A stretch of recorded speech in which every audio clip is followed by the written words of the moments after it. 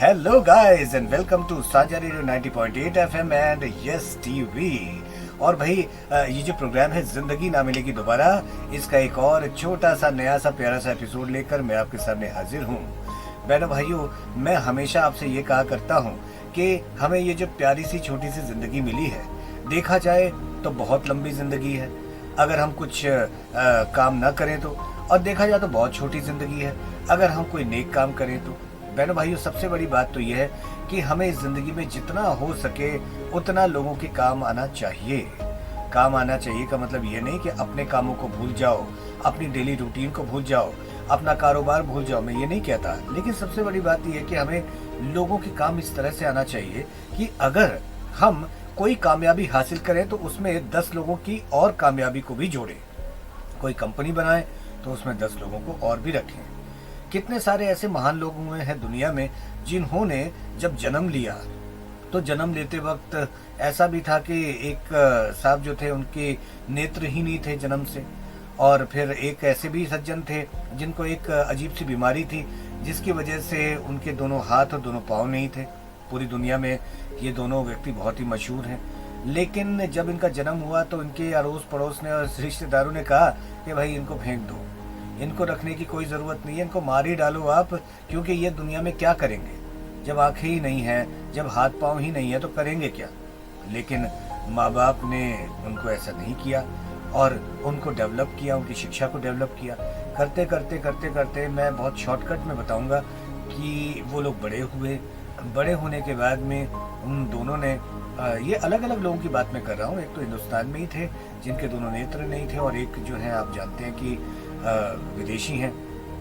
तो भाई इन लोगों के बड़े होने के बाद में इन्होंने सॉफ्टवेयर की तरफ अपना ध्यान किया, कंपनी खोली, लोगों को उसमें जोड़ा।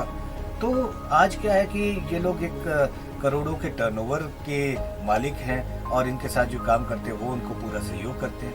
तो ये लोग इतने अक्षम होते हुए भी सक्षम कैसे बन गए? वो ऐसे बन गए कि अक्षम कोई नहीं होता, सभी सक्षम होते हैं। लेकिन बात यह कि अगर हमने अपने आप को अक्षम मान लिया तो ना अपनी मदद कर पाते हैं ना किसी और की मदद कर पाते हैं। और इसी प्रकार से दूसरों को ज्ञान देना भी बहुत जरूरी है। मिसाल के तौर पर जो बीरबल साहब थे, अकबर साहब के 9 रत्नों में से एक, वो बादशाह सलामत को बात बात पर सबक सिखाया करते थे, लेकिन मुंह पे बोलकर नहीं। वो जब भी बादशाह सलामत गलती करते थे तो वो कुछ ना कुछ ऐसा करते थे कि उस घटना से बादशाह सलामत को अपने आप सबक मिल जाता था। जैसे कि एक बार क्या हुआ कि बादशाह सलामत ने ऐलान कर दिया कि अगर कल के दिन कोई मेरे दरबार में आता है तो मैं उसको वो दूंगा जो वो चाहता है, यानी कि मुंह मांगी चीज दूंगा, चाहे वो हीरे जवाहरात, सोने के सिक्के, जो भी चाहे। तो गरीब लोगों की तो लाइन लग गई वहाँ पे। लेकिन वहाँ पर एक दरबान था अकबर के दरबार का, उसने ये कहा कि जो भी व्यक्ति अंदर जाएगा वो मेरी परमिशन के बिना तो जाएगा नहीं, और जब जाएगा तो सबसे बड़ी बात है कि जो भी वो लेकर आएगा उसका आधा हिस्सा मेरा होगा। अब जो गरीब लोग थे कहते थे आधा हिस्सा इसका, चलो ठीक है, जब हमें कुछ ना कुछ मिल रहा है तो इसी को भी आधा हिस्सा दे देंगे। ये बात बीरबल को पता चली, वो भी लाइन में लग गए और दरबान ने कहा कि बीरबल साहब आप तो भाई वीआईपी है, लेकिन फिर भी आधा हिस्सा आपको भी देना पड़ेगा। उसने कहा श्योर, क्यों नहीं। वो अकबर साहब के सामने गए। अपना टर्न आने पर अकबर साहब को कहा कि ऐसा है, मुझे 50 घोड़े मारे जाए, लेकिन उनमें से 25 उस दरबान को मारे जाए। अकबर ने कहा क्यों? उन्होंने कहा देखो भाई, वो तो सबसे यही कह रहा है कि भाई जो भी कुछ लेकर जाएगा यहाँ से उसका आधा हिस्सा मेरा होगा। तब अकबर साहब को समझ में आया कि अच्छा बात ये है। उन्होंने उस दरबान को बुलाया और दरबान को बुलाकर इतने कोड़े लगवाए कि 25, 50, 75, 100 क्या अनगिनत कोड़े लगवाए, और बीरबल साहब को शाबाशी दी कि देखा एक गलत व्यक्ति को सबक किस तरह से सिखाया बीरबल ने।